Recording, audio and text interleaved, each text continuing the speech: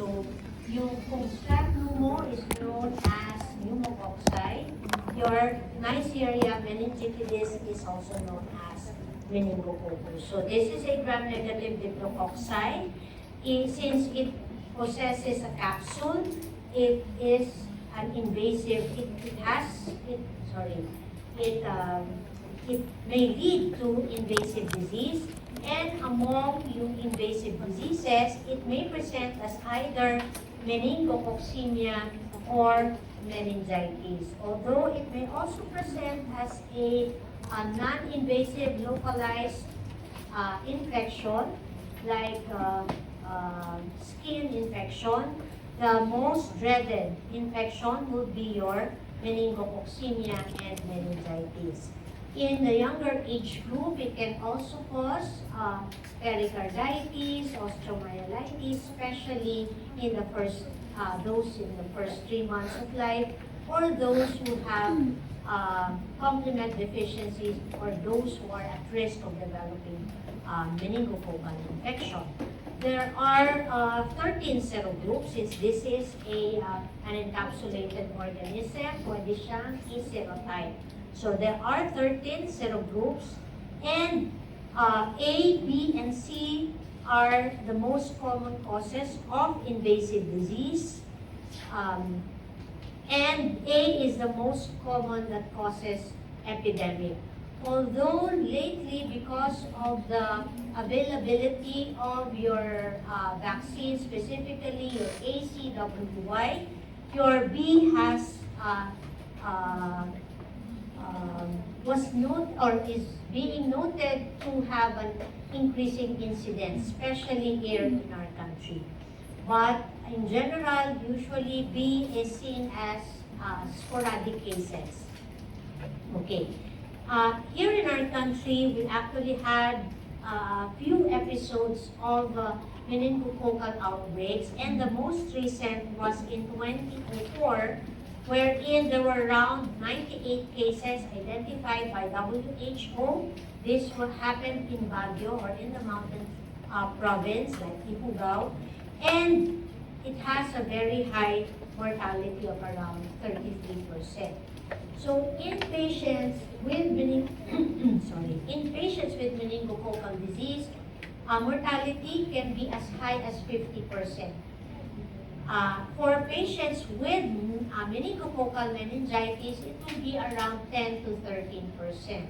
However, most of these patients, or some of these patients who recover after invasive meningococcal disease, will have long-term sequelae. Ano ba yung mga long-term sequelae?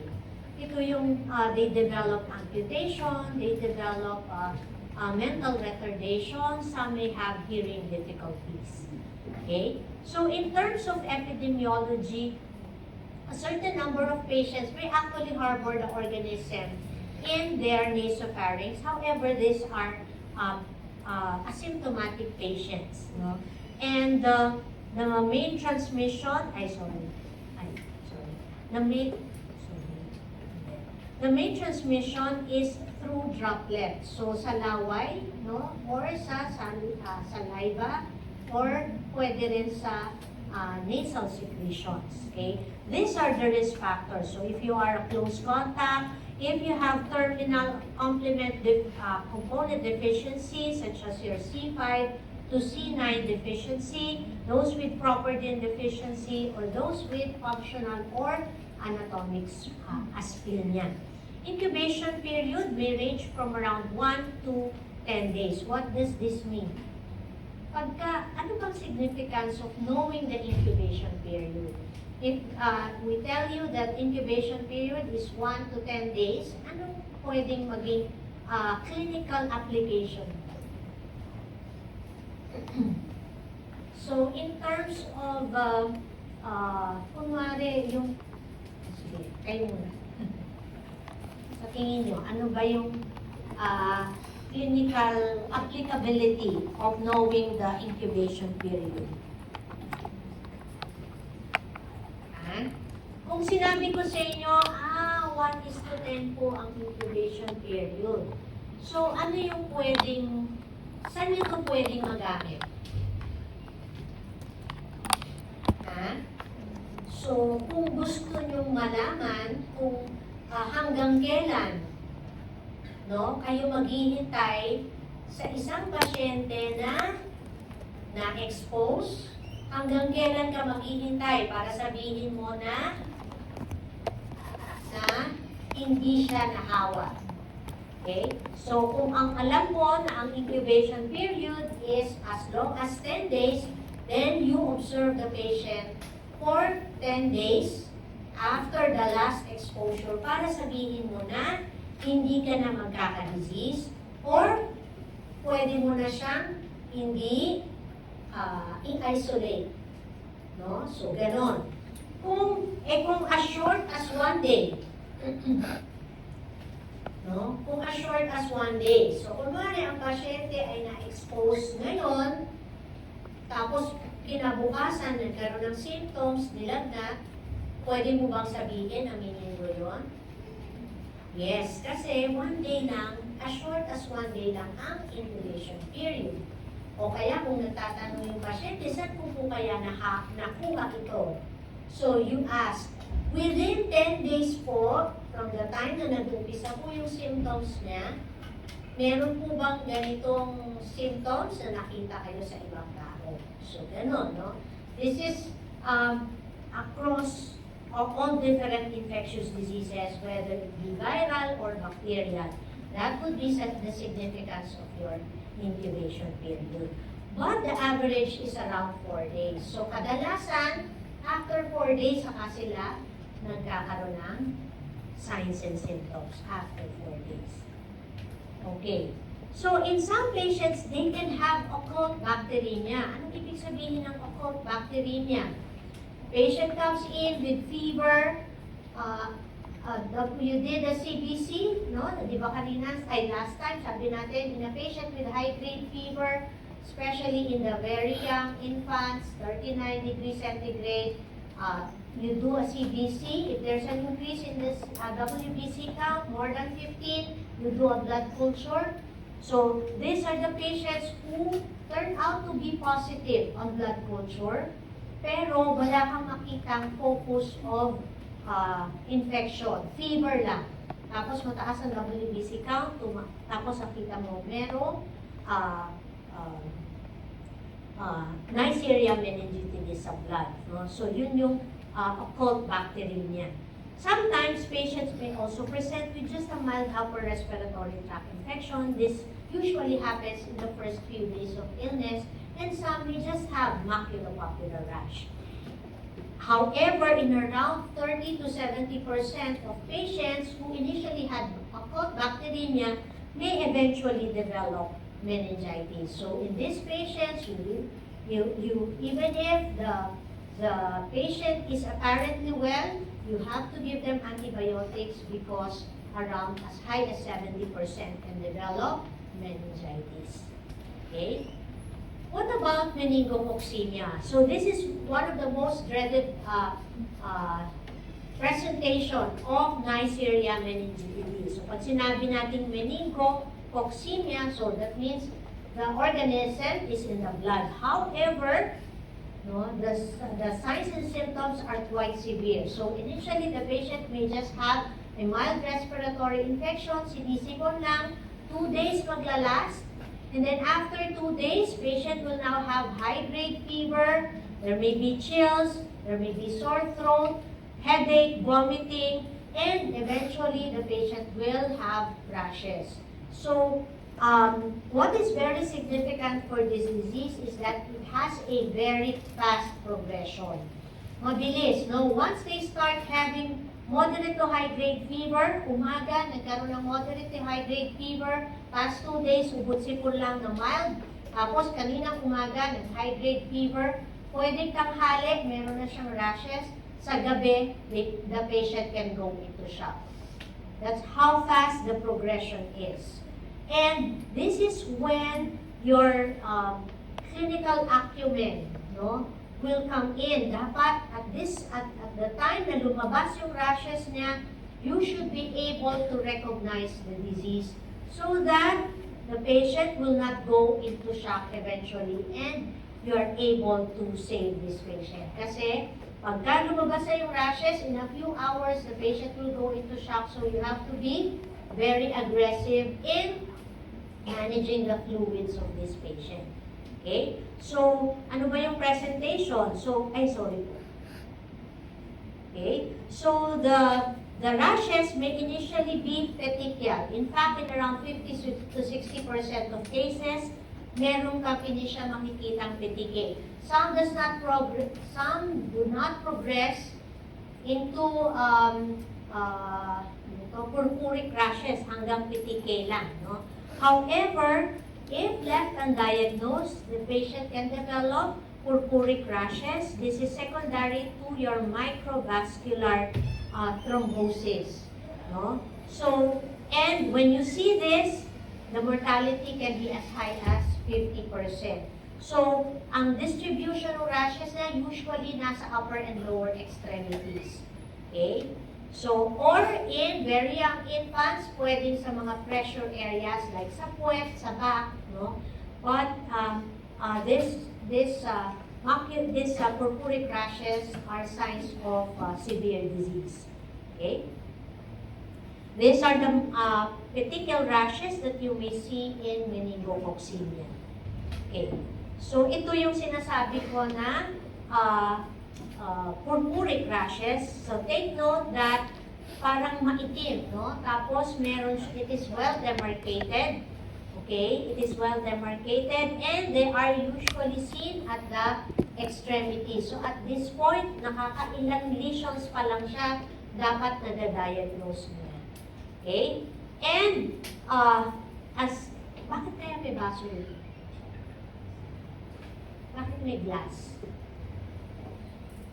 To show that the lesions are, ano?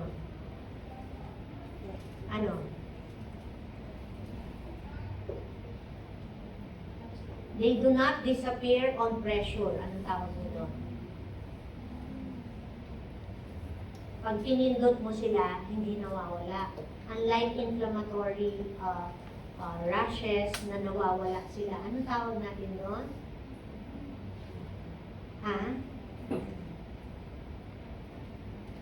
Non-pitting, yung pagka pinindot mo ay hindi lumulubog. Non-pitting yun. Blanching, no? Pagka blanching yung lesions, pag pinindot mo, nawawala. Okay, nawawala yung pamumula. Okay? Sige, can I have the attendance, please? Can I have the attendance?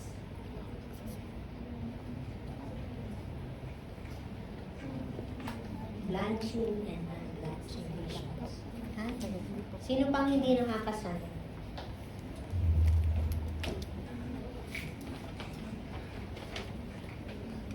Ayan. So, ito yung mga purpuric rashes, no? So, nakikita natin, may mga itim sa gitna, no? So, these are necrotic tissues, no? Because of the microthrombosis.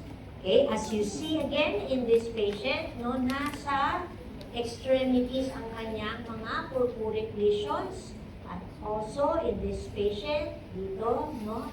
Or sa mga infants, pwede sa likod. Makikita natin dito na namamaga yung pasyente because the patient is already in shock. So, napunta na sa interstitial tissues yung ating fluid, no? Yung plasma.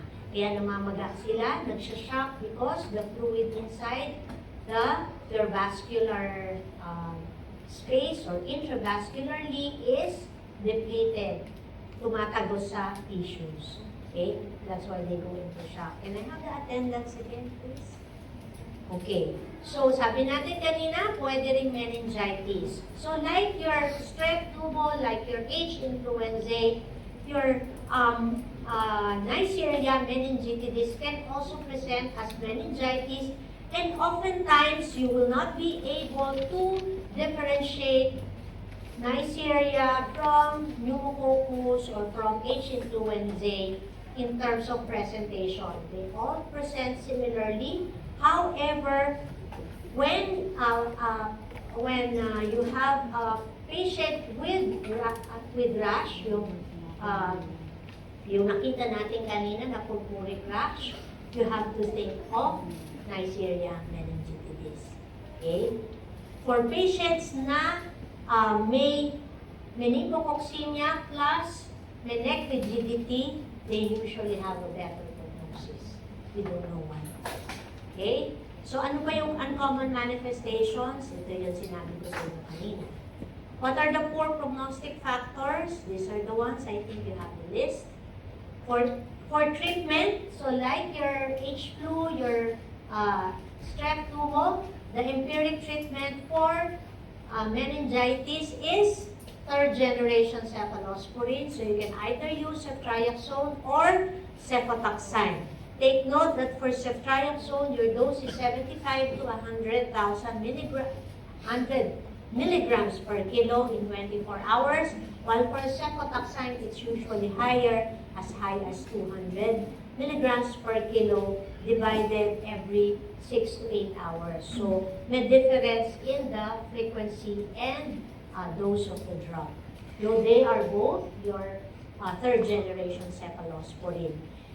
If you have a culture and it turns out to be positive and sensitive to your penicillin, you can easily shift to your penicillin G. However, it should be at 300 to 400,000 units per kilo per day every 4 to 6 hours.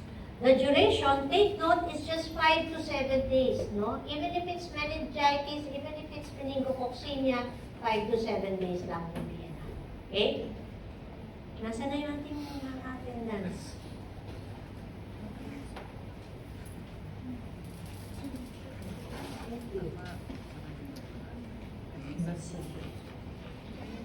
Ay, no.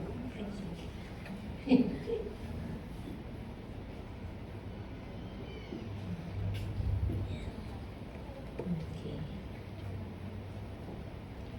Saan si Kenneth? Where's Kenneth? Hindi ka pumirma dito? Kenneth Del? No. Hindi ka nakapirma.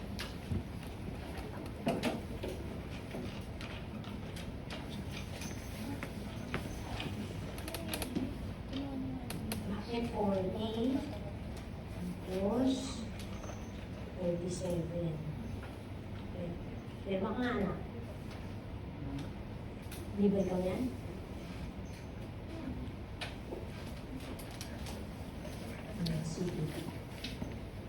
Okay. So, how do you isolate patients? Kasi kadalasan nagkakaroon ng scare, no? When you see a patient with meningococcemia, lahat natatakot because as I have mentioned, it is highly fatal, it has a very fast progression. So, pag dumating ang pasyente sa ER, no? Tapos eventually na-diagnose na may meningococcemia, lahat nagpapanik. So, in all patients, lahat ng pasyente, regardless of disease, you have to practice standard precaution, right? Ano ba yung standard precautions? Pag standard, pagka hinawakan mo ang secretions ng pasyente, you have to wear gloves. Okay? So, if you expect na if you have to do procedures na kailangan ng suctioning at ma-aerosolize yung secretions ng pasyente, you have to wear mask. Okay? Or in a patient who is coughing, ideally you should also wear mask when you talk to the patient. Okay?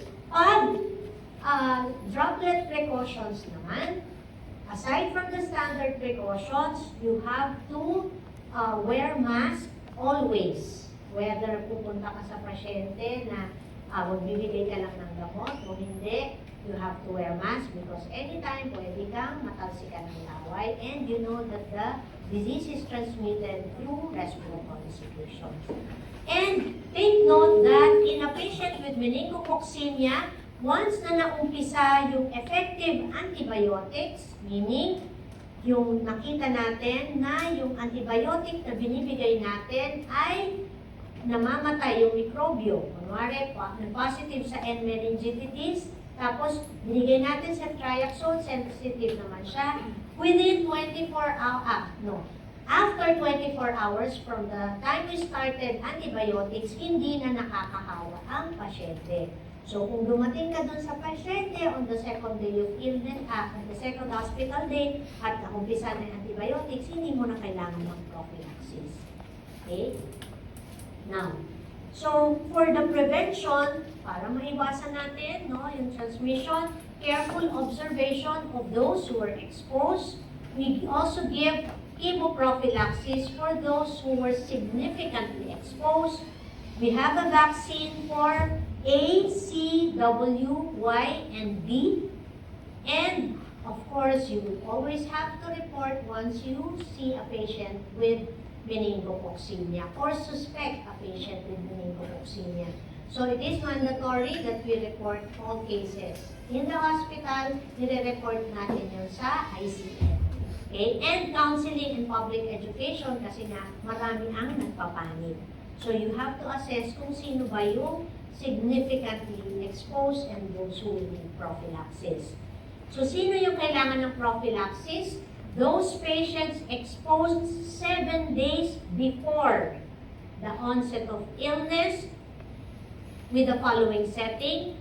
Kung meron kang household contacts, especially children, child care or nursery school, direct exposure to the index patient secretions through kissing, sharing toothbrushes, and utensils. Okay, mouth-to-mouth resuscitation, siguro naman hindi na ginagawa ito sa ospital. Unless ikaw yung nandun sa field na nangyari yun.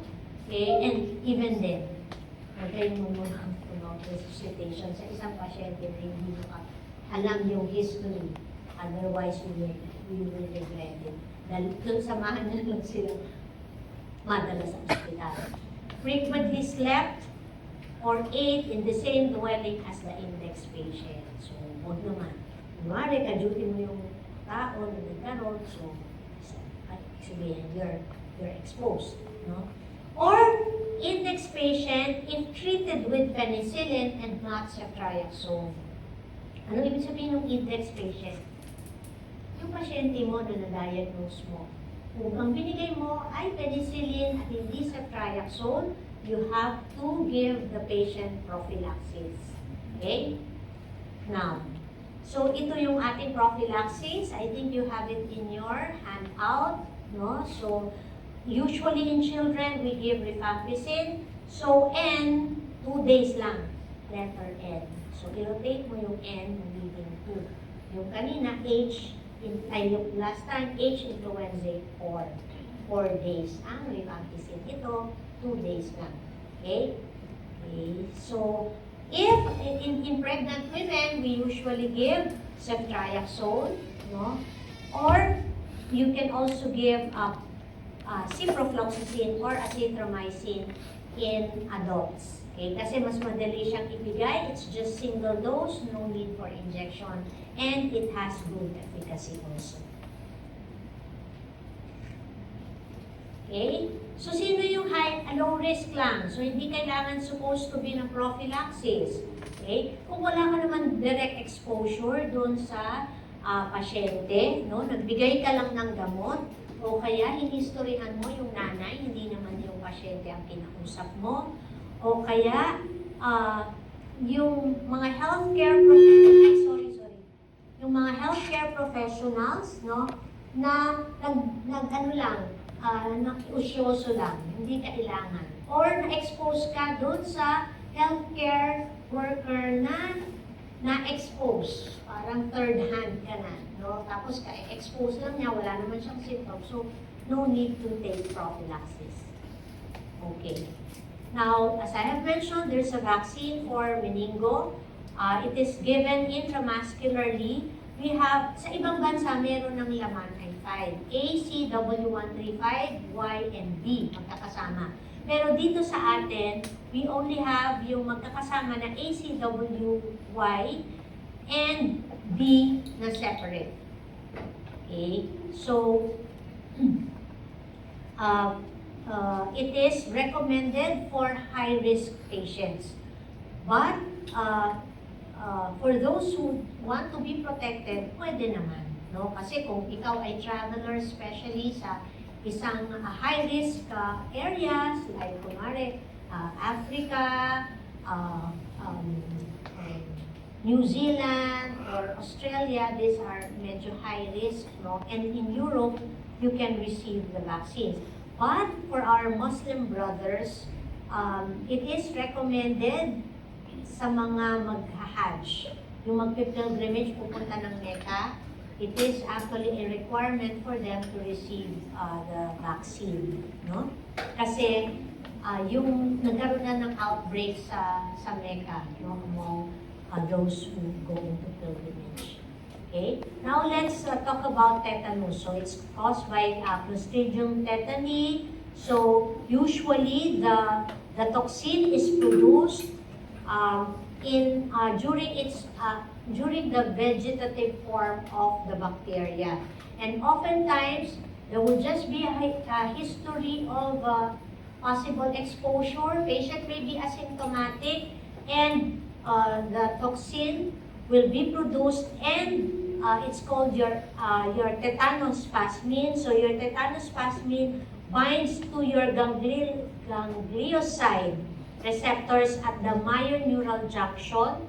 So this ganglioside receptors in the myoneural junction, no, serves as your mga inhibitory impulses. However, this tetanospasmin blocks the inhibitory impulses. So, ang nangyayari, nagsaspasm yung pasyente. Okay? So, bibinig ba kayo? Yan.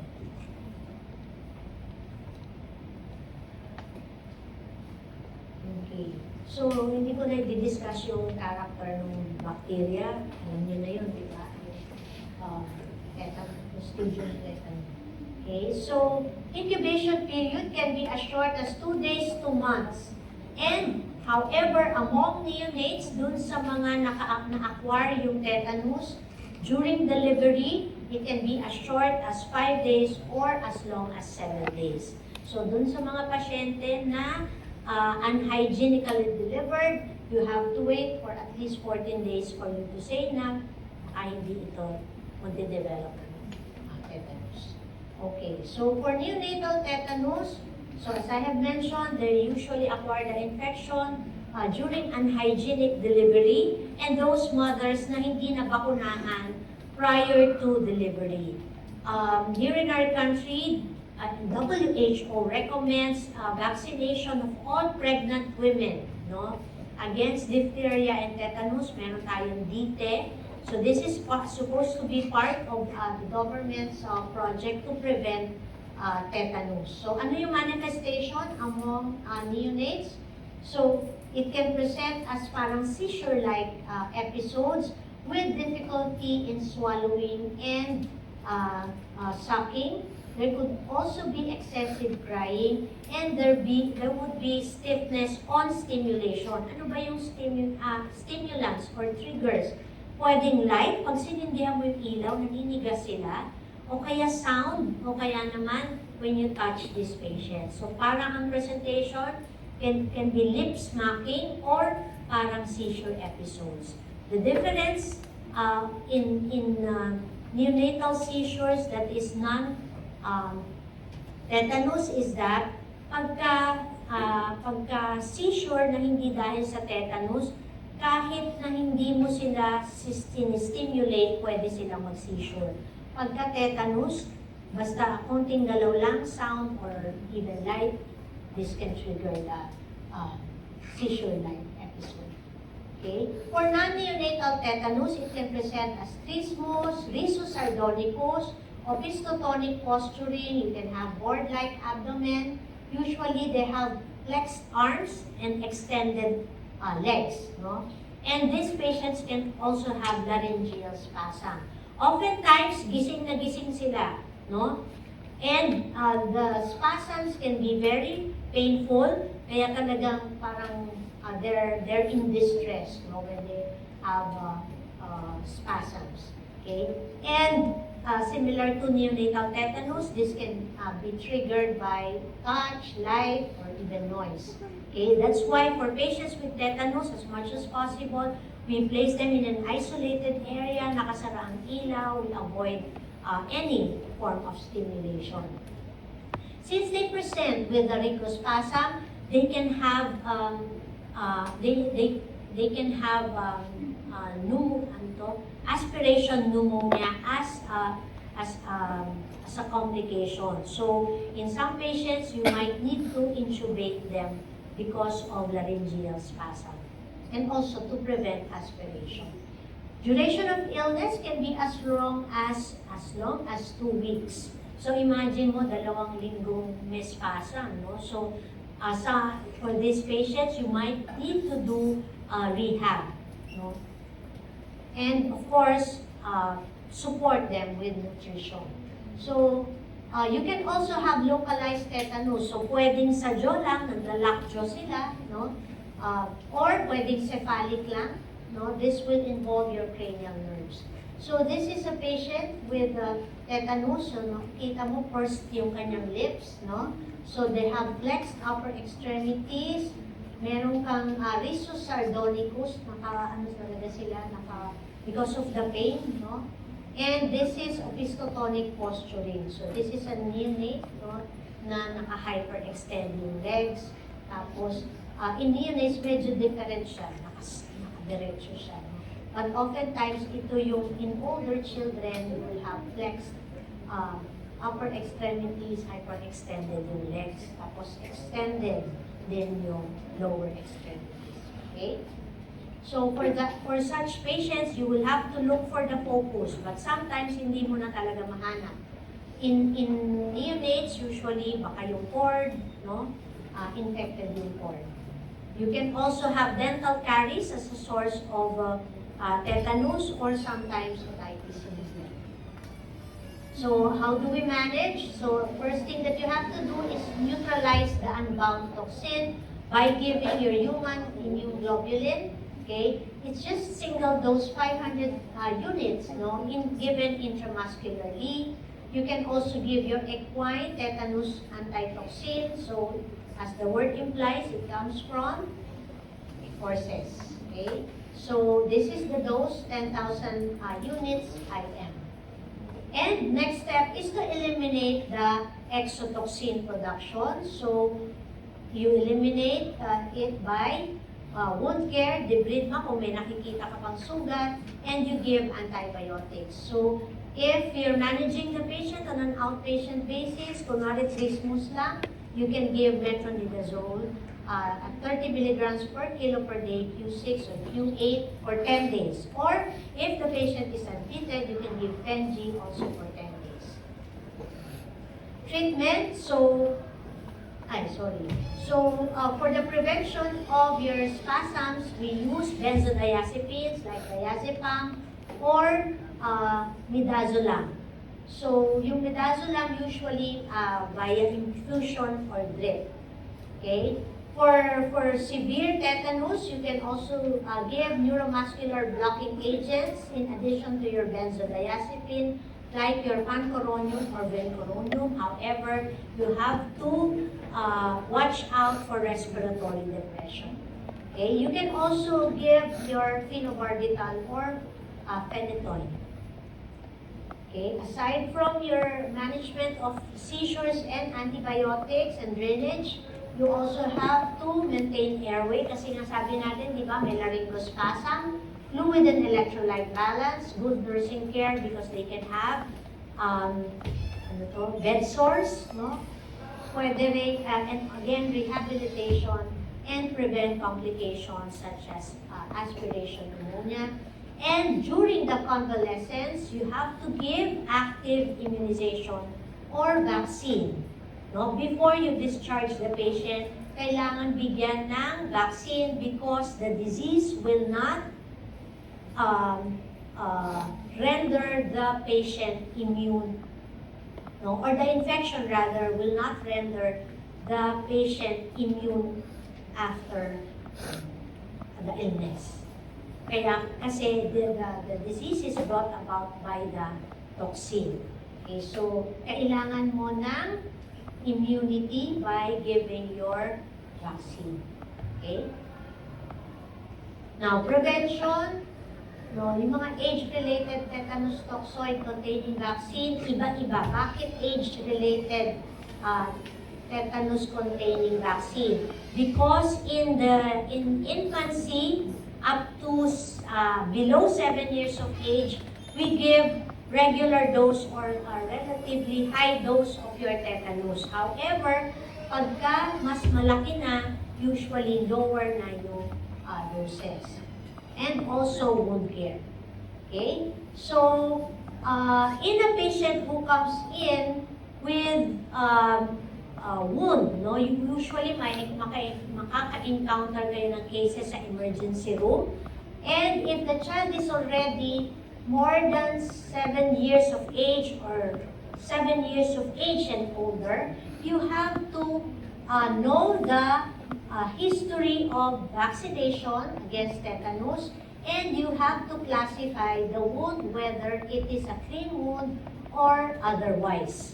Okay? So, pag clean wound, kunwari natusok lang siya ng karayom na hindi naman sterile naman, o kaya naman mababaw lang na sugat, no?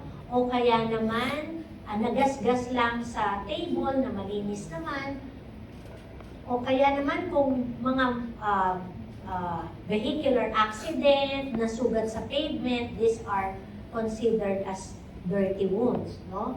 So, the next question is, ano ba yung bakuna niya? So, if the child did not receive at least 3 doses of the vaccine, or hindi sure yung nanay kung natapos yung tetanus vaccination during infancy or before nang mangyari ito, no? You have to give your tetanus containing vaccine or your TD, tetanus with diphtheria. And dahil clean wound siya, hindi mo kailangan ng immunoglobulin. Bakit mo bibigyan ng tetanus toxoid? Clean wound naman. This would be an opportunity for you to vaccinate and protect the patient. Kaya, kasi baka hindi pa niya nakumpleto yung 3. So, this would be an opportunity for you to give the vaccine. And if dirty wound siya, you have to give both kasi hindi pa siya considered immune. Okay? Kung nakatatlo na siya, at sigurado yung nanay nakatatlo na siya or more, if it's clean wound, you don't need to give your tetanus toxoid, no? If the vaccine is within 10 years. You don't need to give immunoglobulin kasi clean wound naman siya.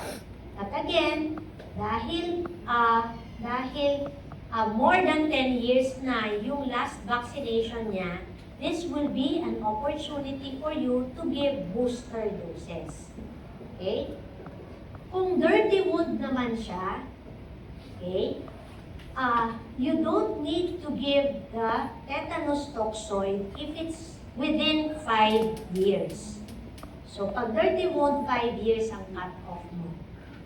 Okay?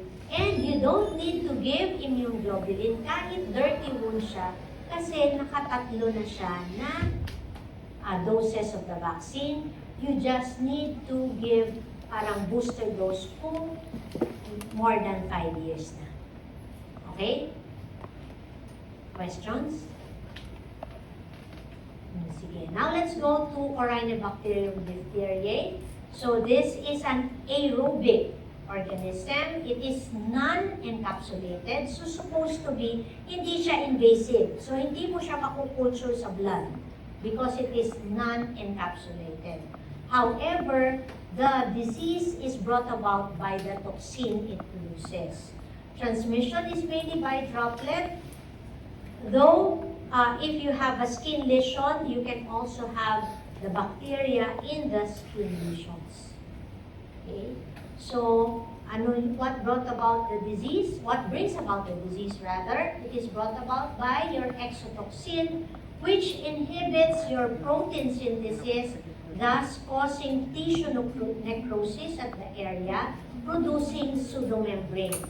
This exotoxin is also neurotoxic, nephrotoxic, and cardiotoxic, and this brings about the manifestations in the kidneys, in the nerves, as well as in the heart. Okay? But the initial presentation is usually pseudomembrane formation.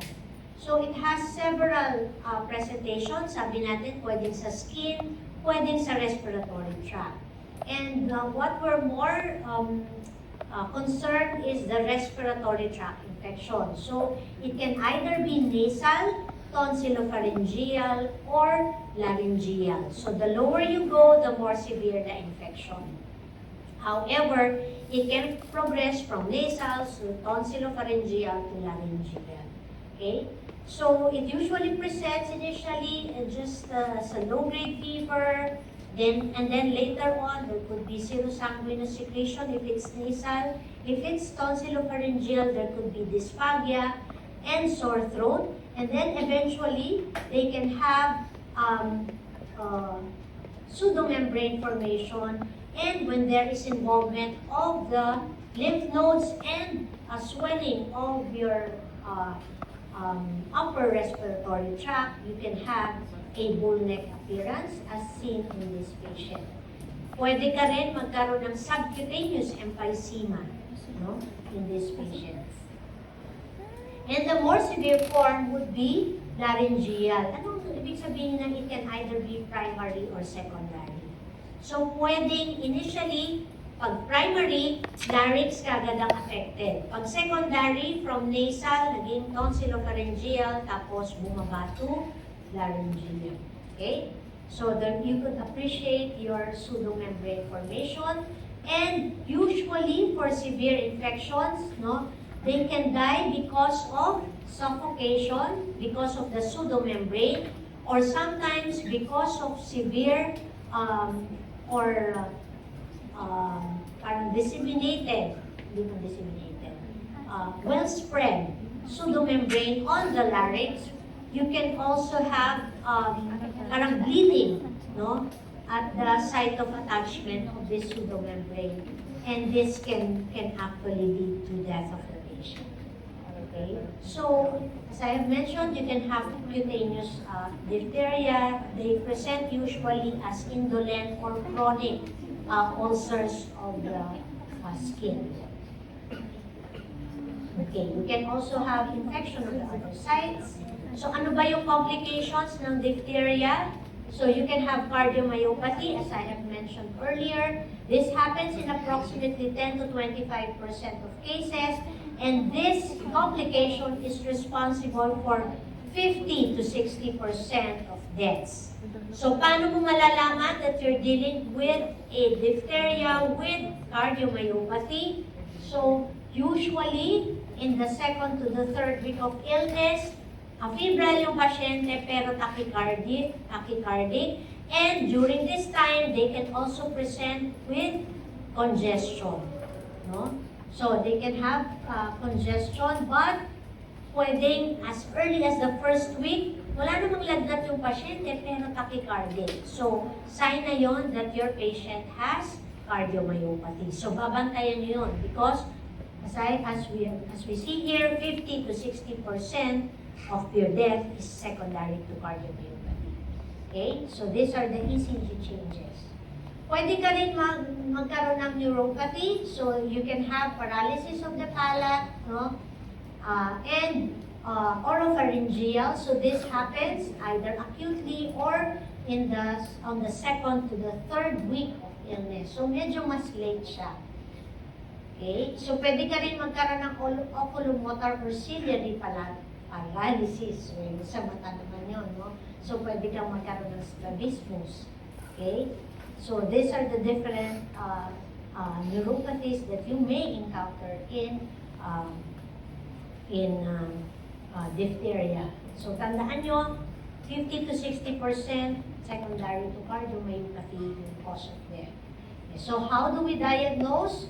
So we can do culture of the nose, the throat, or mucocutaneous lesions, but the best specimen would be the pseudomembrane. Okay?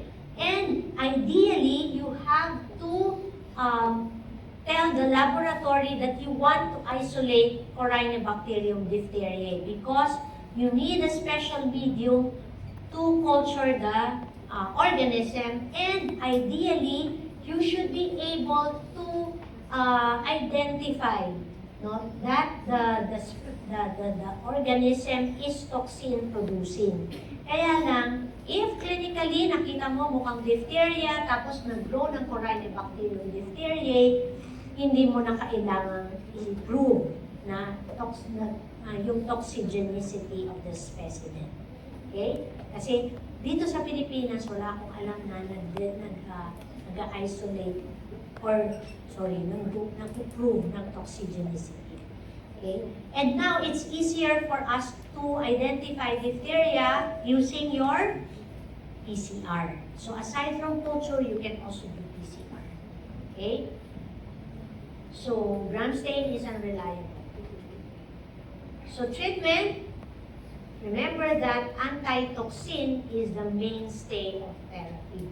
However, it is not always available here in our country. Kung minsan, umaasa lang tayo sa donation. So, kadalasan, dinodonate nila either sa San Lazaro or sa RITM.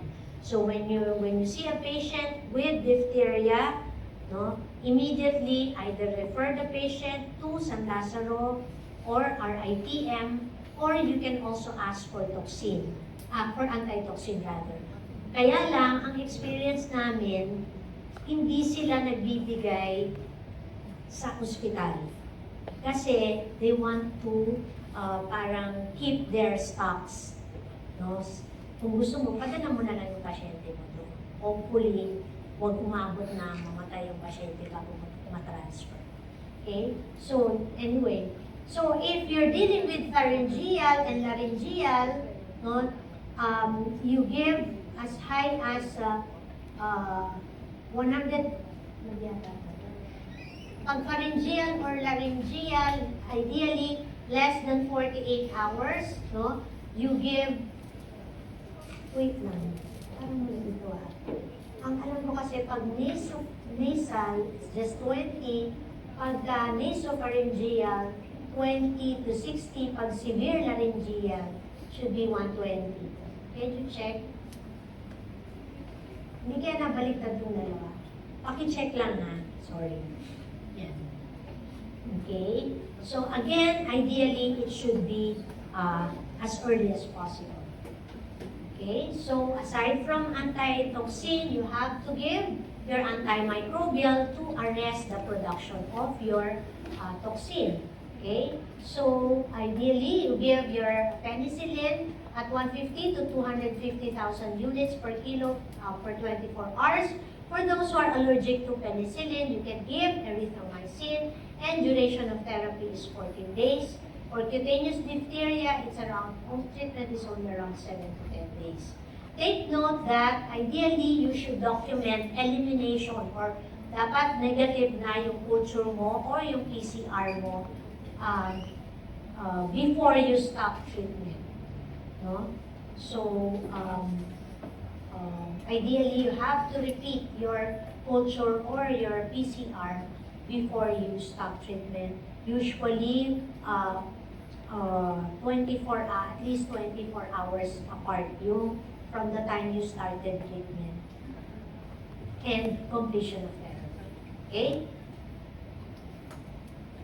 Now, for asymptomatic case contacts, again, you have to give prophylaxis for these patients.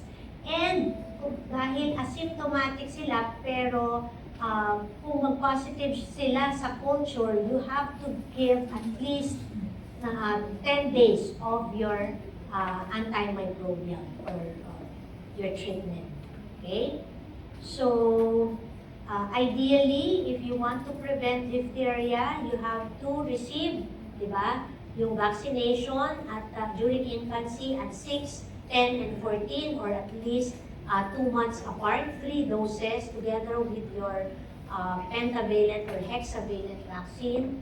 Okay? And booster doses should be given at 1 year of age, and then another booster at 4 to 6 years of age.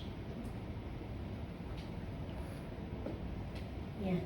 So for asymptomatic carriers, again, you also have to give your antibiotics, either benzathine penicillin intramuscularly, no, for less than 6 years old, 600,000. Pero pag more than 6, 1.2 million units. Or you can also give erythromycin at 10 to 50 milligrams per kilo for 10 days, 10 to 14 days.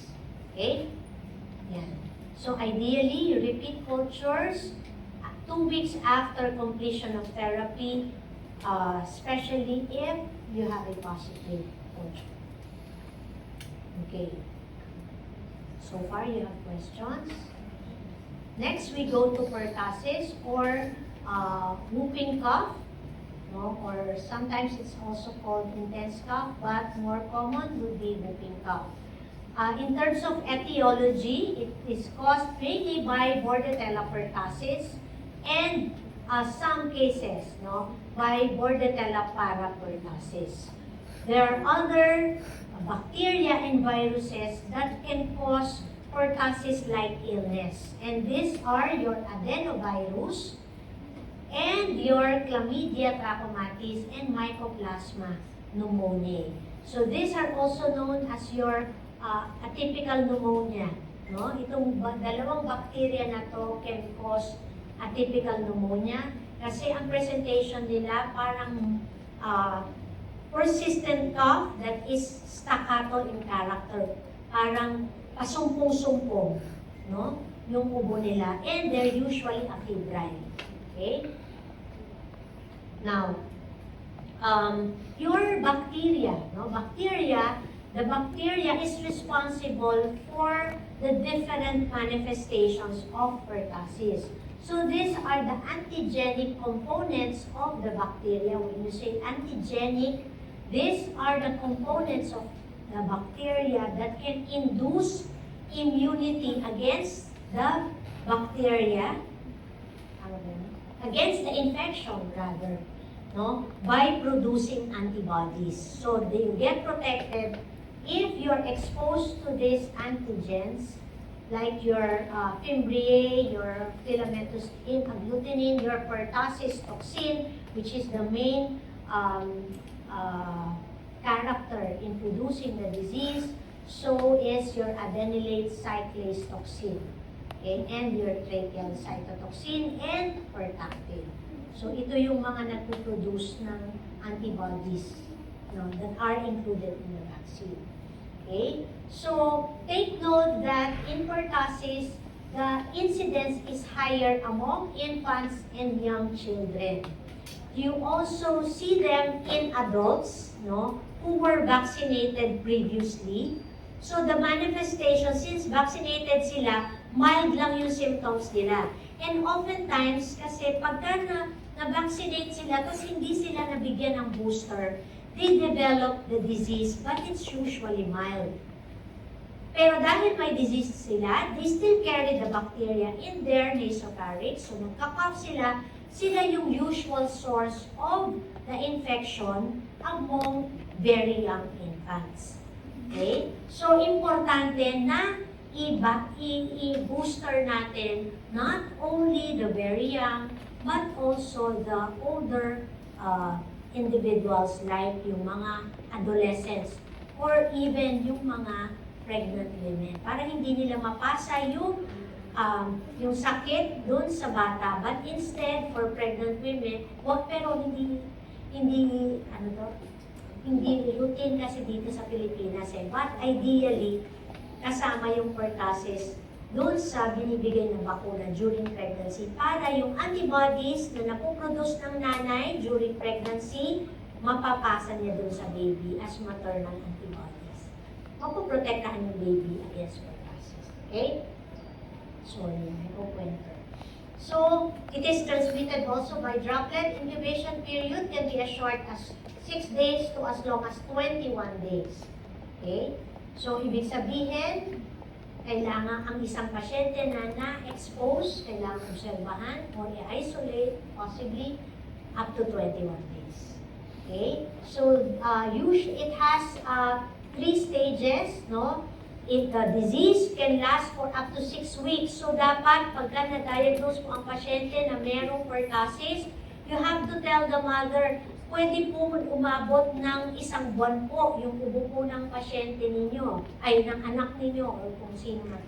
Kasi if you don't tell that, mag-hopping yan, magdo-doctor hopping. Kasi, bakit hindi gumagaling dito sa doktor na to yung ubo ng anak ko? When in fact, that would be the natural course of the disease. Diba? So, again, starting with the catarrhal phase, magkakaroon lang ng mild ubo, sipon yung pasyente mo, tapos konting-konting lagnat, o minsan wala. No? And however, this is the time when the organism is highest in the nasopharynx. So this is the best time na i-culture mo. Kaya lang, hindi mo pa alam. Kasi mild lang yung symptoms na, wala pa yung typical findings in pertussis. And this is also the best time to start your antibiotics. The next stage is your paroxysmal phase. This is when you see the typical dry, intermittent, irritative cough with paroxysms. So, ubo ng ubo yung pasyente, sunod-sunod, tapos it is terminated by a whoop. So that's the typical pertussis. No, that you would see it, hinigising ko lang yung iba. That is the typical pertussis that you would appreciate usually in the older age group. Okay? And aside from that, kasi ubo ng ubo, parang, di ba, expiratory lahat yun. Tapos biglang ihigo. So that would be the whoop. And during this time, there could be protruding tongue, bulging eyes, no? Reddened face, kasi ubo sila ng ubo, tumataas na yung pressure sa ulo nila. Tapos nagkakaroon sila ng conjunctival hemorrhage, no? And sometimes there could be post-tussive vomiting, susuka na sila. Tapos there could be hypoxemia. Okay? So, yung iba, nagkukumbulsyon pa. Dahil nga may hypoxemia, take note that the fever may be absent or minimal. So, mapapansin nyo dun sa mga toxin-producing diseases, kadalasan wala silang lagnat, like tetanus, diphtheria, and pertussis. Especially during the yung acute phase or during yung peak of their disease. And lastly would be your convalescent phase. Meron pa rin ubo, pero dahan-dahan na siyang babawasan. Okay? Now, I want to show you and what I want you to hear, no? How the pertussis sounds. Nakikita natin na pasyente has oxygen. Ito, oxygen yan. The patient is hooked to a pulse oximeter. Okay. Tapos, tingnan natin.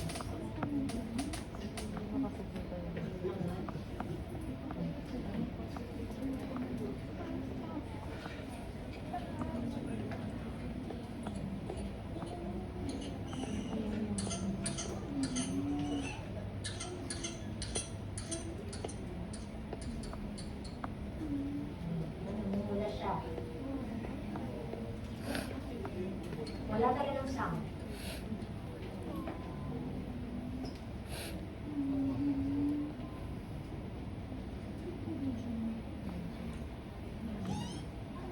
That's the hook. Hypoxemic siya, kaya nag-alarm.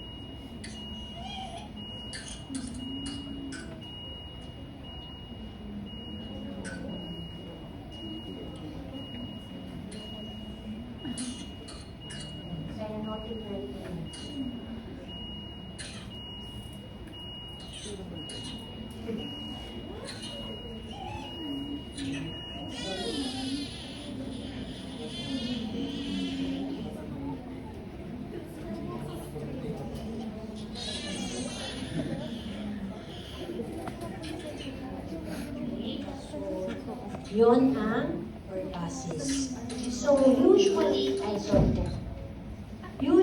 maririnig mo yan pagka older ang pasyente. In some patients, you may not appreciate the typical look.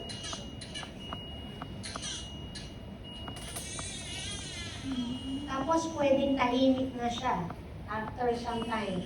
Ang next episode niya will be after 2 hours, o kaya kung umaga, next tanghali na, or sa gabi na. So, ano siya, ganun yung pertussis, kaya tinatawag na paroxysms, no? Take note that, yun, so, clinical manifestations. So, in these patients, no, yung typical cough, it has a sensitivity of around 80% and specificity of 58%. Medyo mababa, di ba?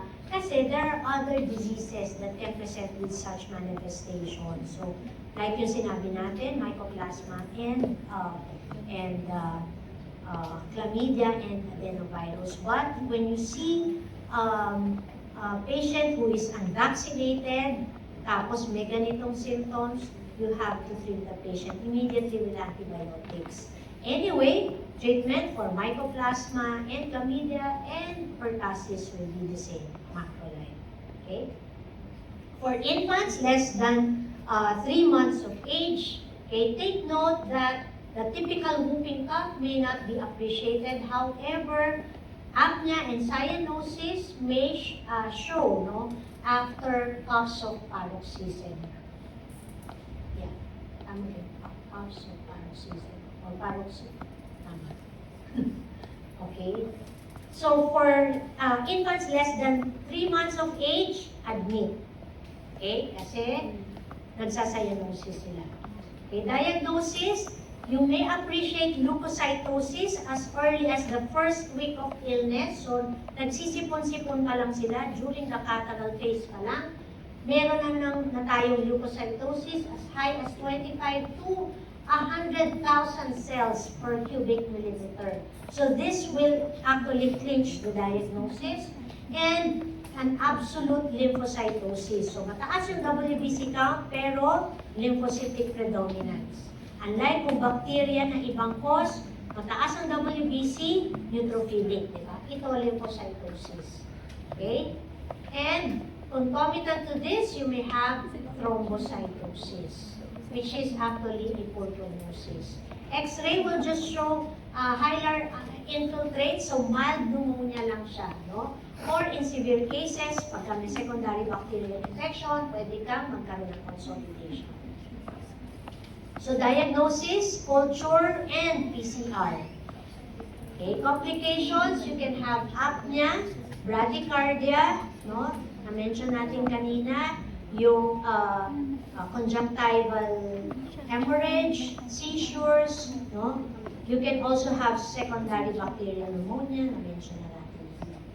Treatment, so for young infants, less than 3 months, no, admit the patient. We give macrolides. Ano ba yung mga macrolides? We'll check later. And supportive treatment, mainly oxygen. Siyempre, kung nagsiseizure, address the seizure. Okay? So, ito yung drug of choice. So, if you have a patient, sorry, pangit na I think, anyway, you have the, handout. Take note, less than 1 month, the recommendation is azithromycin. Pagka more than 1 month na siya, you can either use erythromycin or clarithromycin. Don't usually give Cofri, no? So, itong dalawa pag more than 3 months. More than 1 month. Bakit? Bakit po? Bakit azithromycin and not clarithromycin or erythromycin? It's there in your handout. Your clarithromycin or erythromycin is associated with hypertrophic pyloric stenosis. Okay? Prevention. So, pagka meron kayong pertussis, ubo ng ubo. So, dapat, alam mong droplet, ipag-mask ang pasyente, ipag-mask ang mga tao sa bahay. Okay? And you have to isolate the patient up to 5 days from the time you started macrolide. Okay? So, chemoprophylaxis, you can give your macrolide for those patients na expose significantly to the patient, and of course immunize lalo na kung hindi pa napakunahan. Ano yung mga vaccines that are available? The ones that are available in the health centers ay yung whole cell pertussis vaccine. No, diphtheria, tetanus, pertussis with a capital P, a cellular pertussis, kaya may A. Okay, so sa health center, yung buong bacteria nasa bakuna. Yung sa mga private, acellular na siya. Kanina, present ko sa inyo yung antigens, di ba? So usually, yun yung kasama dun sa vaccine. Acellular, wala na yung buong cell, but the antigens are there. Okay? Now let's go to lepto. Okay, so leptospirosis is caused by Leptospira. Ano?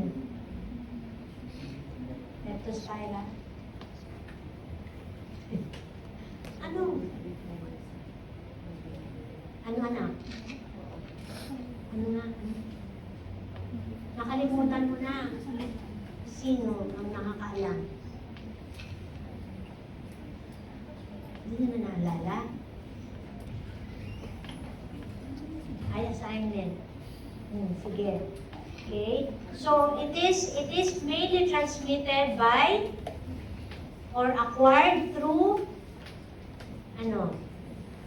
from the urine of infected animals, like pwedeng domesticated animals or wild animals, but more common here in our country or maybe in other countries also is through infected rats. Okay? Pwede rin sa aso, pwede rin sa pusa, no? Pwede rin sa, even sa cow, sa pig, no? So, pwede rin.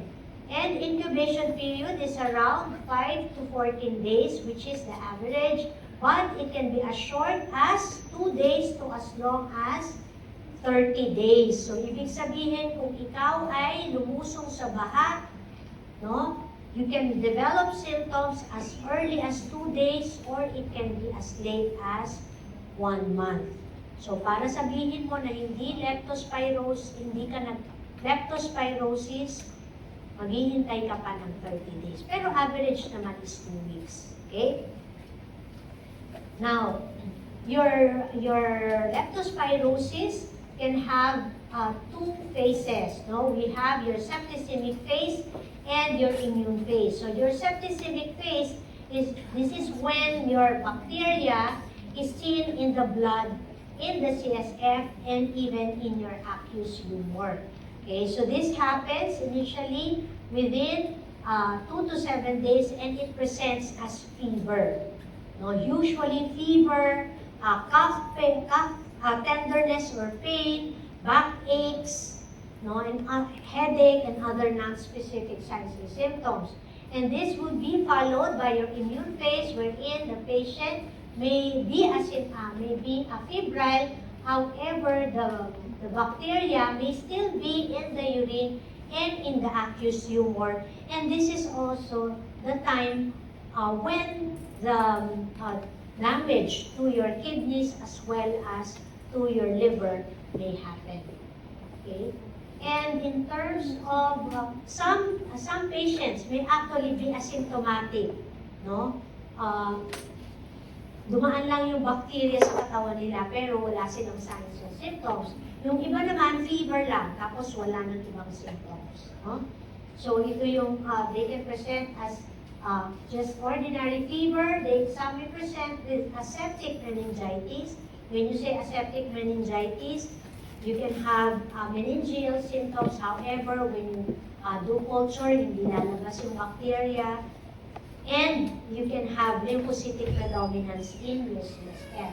Or you can also have hepatorenal dysfunction, which happens in only 10% of patients. Ano yung hepatorenal dysfunction? Anong tawag mo doon? Starts with the letter. Di ko yung gusto. Nandyan sa handout. Okay? So there are two syndromes. Yung icteric leptospirosis, ito yung hindi involved or walang jaundice, no? Hindi involved ang liver. So ang pwedeng presentation would just be an ordinary febrile episode or pwede rin aseptic meningitis. So minsan nagre-resolve sila mag-isa nang walang antibiotic, no? Oftentimes rather. Okay, but some may also present with meningitis.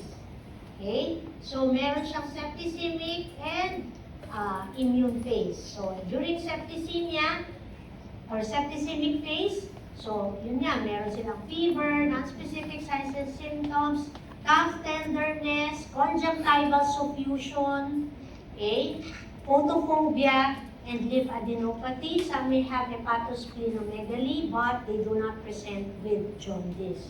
Okay? And some may have maculopapular rashes. So, pagka lumusong, may lagnat, or tag-ulan, lumusong, may lagnat, may conjunctival suffusion, masakit ang may cough tenderness, masakit ang likod, think of lepto.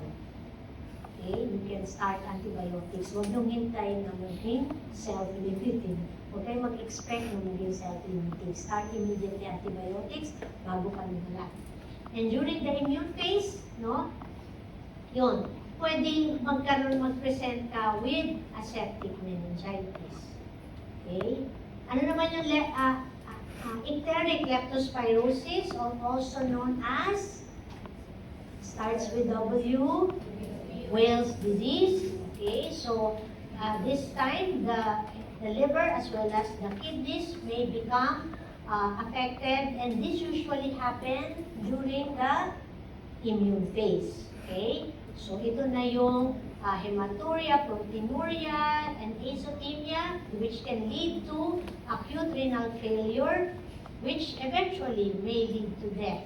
Okay, and concomitant to this, there may be hepatomegaly, jaundice, and increasing your liver enzymes. So, this happens only in around 10% of cases. And around 16 to 40% of cases can lead to death. Okay? Yan. So, how do you diagnose? So, usually for lepto, the basis is serologic test. Okay? So you can do microscopic agglutination test. However, this will only become positive usually on the 12th day of illness. No, maximum will be on the 3rd week. So medyo matagal bago ka mag-positive, no? If you use your microscopic agglutination test. And this is only done in hospitals or in laboratories with dark field microscopy. So, hindi siya commonly used clinically. Okay? Yan. So, another is biculture. So, incubation period may take around 12 weeks. No? So, again, it is not clinically practical to do culture because pag ganun, treat mo na lang yung pasyente mo. No?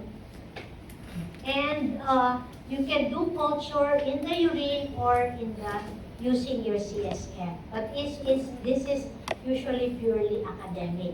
But remember that in the urine, you may appreciate the bacteria up to 30 days after the onset of symptoms.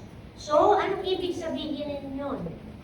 So, kailangan ng contact precaution ang iyong pasyente up to 30 days from the onset of illness kasi nakakahawa pa siya sa urine. Okay? So, you have to advise contact precautions. Okay? Another test that you can do is your IgM immunochromatography for lepto. So you can, your patient can become positive as early as the 5th day of illness. Okay, so this can be used to somehow confirm your diagnosis, no? And it has a sensitivity of around 84% and a specificity of around 74%. So ito yung usual natin na ginagamit kasi mabilis yung resulta and you can have a positive test as early as the 5th day of illness. Okay? And another test is your PCR. So you can use either whole blood CSF, no, or serum. And you can have this, you can use this up to 10 days after the onset of illness. Pwede pa siyang mag-positive. Okay? Sensitivity is around 78%. However, look at the specificity. It is very high as 94%. So, anong ibig sabihin nun? Pag nag-positive, mukhang totoong positive. And usually, pagka PCR, mas mabilis yung resulta. Usually, after a day or even as short as 6 hours, may resulta ka na. But in lepto, if you're highly suspecting lepto, you have the typical history of waving o kaya na-expose sa baha, tapos may fever, jaundice, cough tenderness, conjunctival suffusion, you can start your antibiotics immediately. Anyway, kung negative siya, it turns out to be another disease, you can easily discontinue your antibiotics. And it is good that it would be best to give antibiotics as early as possible. Okay? And that's the purpose of giving antibiotics. It will shorten the duration of illness and it will decrease the severity. Drug of choice is PenG at 6 to 8 million units per meter square, no? For 7 days. Other drugs that can be used would be your third generation cephalosporin. Orally, you can use doxycycline. However, it is not the best drug for less than 8 years of age because it can, anong effect ng doxycycline? Ano yung effect? Sangipin. Okay? And ceftriaxone. Okay? For mild diseases, ano lang, fever lang, cough tenderness, conjunctival suffusion, start doxycycline. Okay? So aside from antibiotics, supportive treatment in terms of your fluids and electrolytes, bantayan kung magkakaroon ng renal dysfunction. Okay? And of course, kung severe, you might need to diurese, initially diurese or kung malala, renal failure, dialysis. Okay? So prevention, so dapat yung mga animals natin, binabakunahan natin against lepto. Okay? So hygiene of course, and rodent control, and dapat mas lalo na yung baha control. Sorry ha.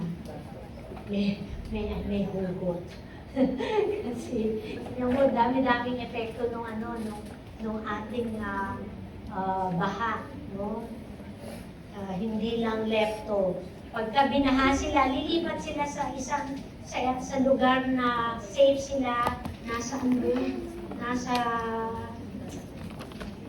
yung lugar na pinag-isistayan nila pagbaha, sa eskwelahan, sama-sama sila, lalabas na yung cholera, hawa-hawa